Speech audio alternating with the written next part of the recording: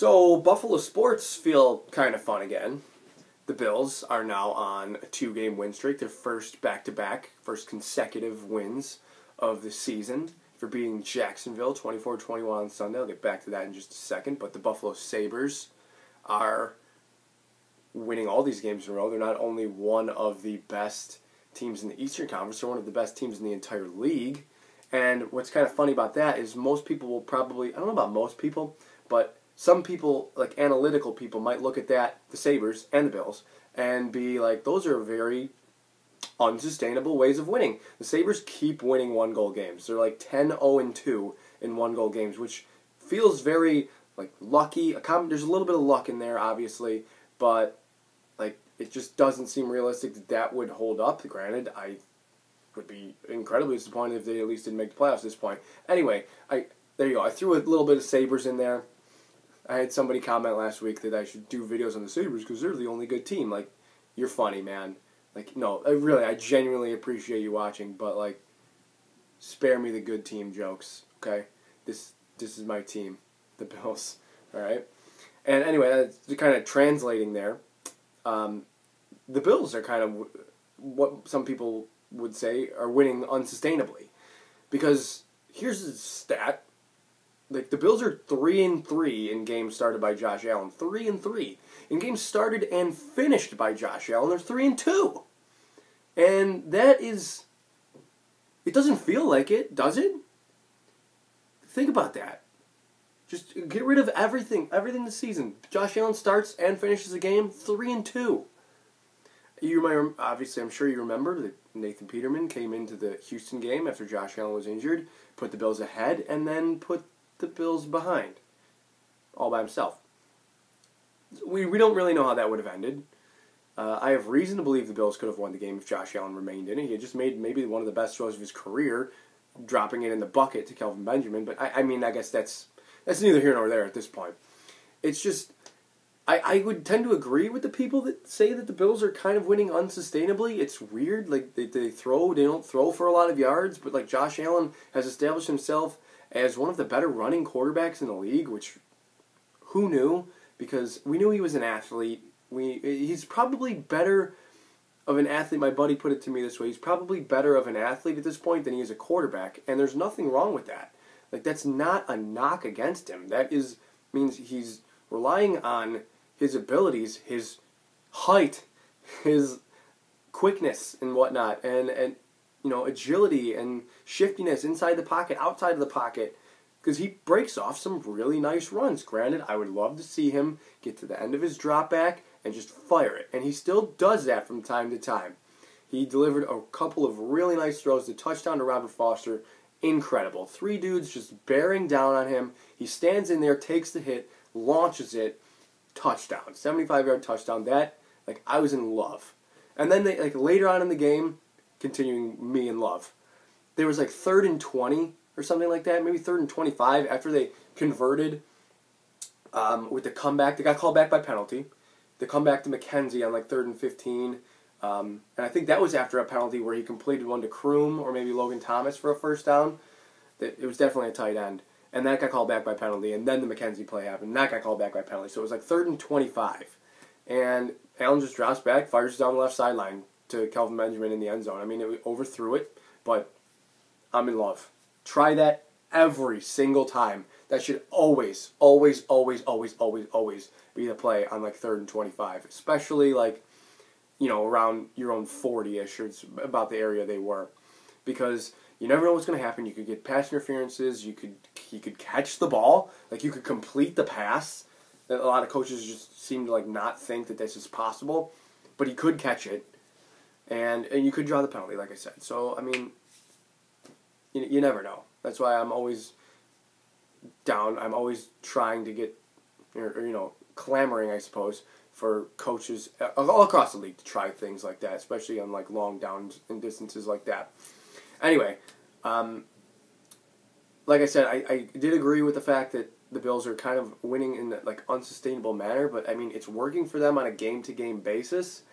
It could be the level of opponent. Jacksonville had lost 6, now 7 games in a row. The Jets had lost a bunch of games in a row. They beat the Titans earlier in the season, a couple weeks ago, a couple months ago at this point, and and they were banged up a little bit. They were not, or Mariota was banged up a little bit. It's not that they put up a ton of points. They only scored 13 points and they won at the buzzer. But, I mean, they're attacking each game, like, and I guess I don't really know how I want to word this, but I feel like you guys hopefully understand what I'm trying to convey here. We're in this game now. It doesn't matter if we can win this over a long period of time. We're not in a long period of time. We're in a 60-minute game where maybe we can just scratch this one out. And that will probably come back to bite them against good quarterbacks. And it has. Like the Patriots. They were in that for a little bit, but just couldn't do it. They didn't get blown away by the Packers, They scratch and clawed to stay in against the Chargers, but they just couldn't get over the top. Eventually you're going to have to be able to score these points. And it's just kind of, I guess, the one point I want to come back to is, a lot of people thought that when Josh Allen went out, they're like, well, the Bills might be better passing the football now. Because Allen really wasn't throwing for a ton of yards. He was, moving the ball with his legs and making a couple nice throws here or there. And the Bills were. They were better throwing the football. They threw for 287 yards against New England. Peterman started against the Bears. 239 yards against the Jets with Barkley. And the Colts game, they threw for only 168. But they were a little bit better, more efficient throwing the ball. But they were so much worse of a team until Barkley got there against the Jets. And that just might have been right place, right time. Again, credit to the coaches, credit to Dable especially, and credit to Matt Barkley for just playing one hell of a game. But, we didn't really know what we were going to get this past Sunday, and from the passing game at least. And you got one deep pass for 75 yards, and then you got, 85 yards the rest of the way. And granted, a couple of throws were called back by penalty, as I alluded to earlier, but I'm optimistic. I'm optimistic that it's turning a bit of a corner, that this game against Jacksonville is... It's... I am not about to use the word momentum. Not about to do that. But it's just like a good confidence builder, I suppose. Especially a team that runs their mouths. Have you ever seen a team trash talk as much as the Jags? You've lost 7 games in a row, or 6 games in a row coming in, and they just run their mouths. They are unbelievable. Definitely glad that they shut them up. Kudos to Shaq Lawson for standing up for his teammates. Didn't really know Leonard Fournette was that type of guy. Maybe he isn't. It was just heat of the moment type of thing. They started it. They really did. I mean, Micah Hyde was in there talking to the official about the touchdown. And then I think it was Westbrook or Moncrief. I don't even remember who it was. Moncrief caught the pass. It was Westbrook or Cole or whoever came in and started shoving him. And the Jags were asking for it, honestly. And I'm not going to say who won the fight or anything, but the Bills won the game. So ultimately, they laughed last, I think, there. I was impressed. I was impressed on Sunday. I think a lot of people thought it was going to be a lot of field goals and a lot of ugliness and sacks and whatnot, and we didn't really get that. We got 24-21, which is a pretty typical NFL score. The Bills were they were sound on defense. They only allowed 107 passing yards, 226 rushing. Definitely Fournette going out definitely helped them. I will say that. It's a fair trade, too, Fournette for Shaq Lawson to take that all day. Not that Shaq Lawson is a bad player, but the way Fournette was gashing the Bills in the first half and then in the second half was alarming. I was having kind of flashbacks to the Saints game last year where they just kept handing it off to Kamara and Ingram, and even Tremaine Edmonds' brother Trey got in there and scored a touchdown. That's crazy. But they really started to hold it down once Fournette went out, and and then they forced a couple turnovers. They sacked Bortles a couple times in the second half. There, it was satisfying. It was very satisfying to get a win over Jacksonville after the way things went last year in the playoffs, and Doug Marrone coming back as a head coach. I was very pleased. Anyway, this week brings up another Florida team. We're going down to Florida, to Miami to play the Dolphins. The Dolphins are coming off of a loss to the Colts tough break, tough loss for them against the Colts, 27-24. The Dolphins they started 3-0. They're 5-6 now, and I mean it's trending downward for them. I know they had to play Brock Osweiler in there for quite a bit of time. I never bought into them. I feel like I have a picks league and I picked against them like all the time, just because I feel like they should have lost to the Raiders. Here you go. Their first 3 games are 3-0. They're all one-score games. They're 4-1 at home. Their only loss was to Detroit, and they haven't gained more first downs than their opponent at home yet this season. They've been out first downed. And it's not like blowouts. It's not like teams are coming back and getting cheap first downs at the end of games. These are one-score games for the most part. And the Titans had more first downs than them. The Raiders had more the Raiders had almost twice as many first downs as them. The Bears had as many first downs. Detroit had more, and the Jets had more. The Dolphins only had 7 first downs in their last home game against the Jets. But that said, they are 4-1. But they are playing a lot of one-score games there. So I would anticipate that Sunday will be close. The Dolphins are pretty banged up. I think, what do they have? 4 offensive linemen limited in practice this week? Tunsil and Swanson and Juwan James. And there's one more in there. I apologize, I don't have the name off the top of my head.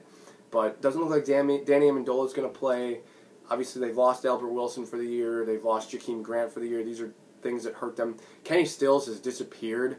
He only has 6 catches in the last 5 games. He's saying during the week, I can't throw the ball to myself. There's clearly some tension there. The Dolphins, numbers-wise, aren't good. They're 28th in yards on offense, 25th in points. They are 27th rushing the football, 20th throwing. And they don't use Kenyon Drake enough. This is just my opinion. I don't know if that's a coaching thing or schematic, or that's probably coaching, or game script from Tannehill or what have you. Kenyon Drake, every time it seems like almost seems like every time he's touches the ball or gets involved in the games, the Dolphins do well, and they just keep seeming determined to not give him the ball. And I don't understand that. If you got Frank Gore, you have Kenyon Drake and Frank Gore. Not that Frank Gore is one of the best ever, and one of the most efficient, durable players, running backs in the history of his league. But you're giving him, he has 42 more carries than Kenyon Drake. Why? They're both averaging about 4.5 yards a carry, and Gore doesn't have any touchdowns. Drake has 7. Gore has 1 receiving. I apologize. I just can't figure that out. Maybe some Miami fan, if you're watching this, you can explain this to me, or maybe you hate it. Maybe I'm just pointing out. Maybe I'm just preaching to the choir here.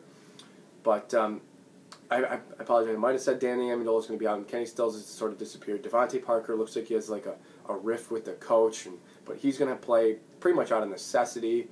And man, I am really ragging on the Dolphins right now, and I like their team on defense. Really, I like Robert Quinn, of course, and Kiko Alonso, T.J. McDonald, and a couple of nice players there.